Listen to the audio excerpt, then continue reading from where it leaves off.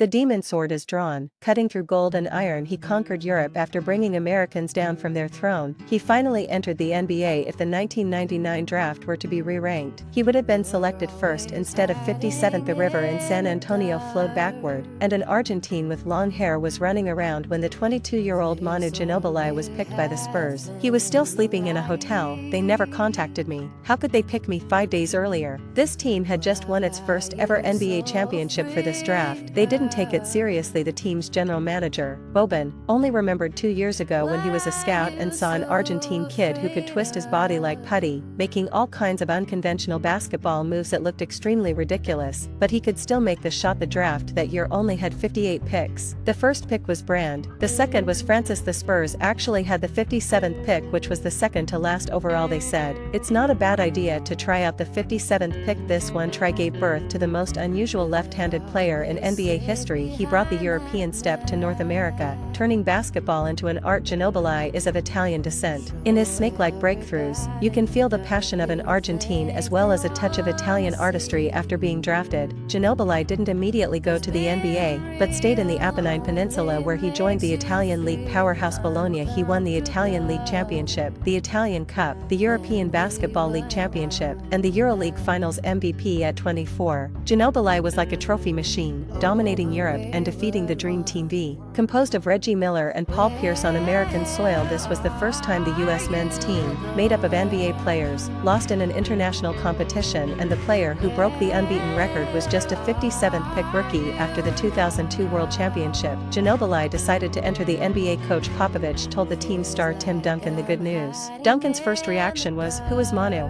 Yeah, he's just a leftover." At that time, the foundation of the Spurs was the 1997 first overall pick Duncan and the 1987 first overall pick David Robinson. Unlike Duncan, Ginobili's moves were all over the place. In one game, he spun around twice before passing the ball, leaving both the opponent and his own teammate completely stunned. Looking confused, Coach Popovich shouted at Ginobili, "Why don't you just pass the ball? Why do you have to circle around?" Facing the angry Popovich, Ginobili wasn't intimidated at all. He said, "Because I'm Manu." No one in the team had ever spoken to Popovich like that. Whether you were the admiral or the greatest power forward in history, everyone just nodded and admitted their mistake. How dare a rookie talk back to Popovich? Popovich quickly calmed down and said something that shocked Duncan and everyone else.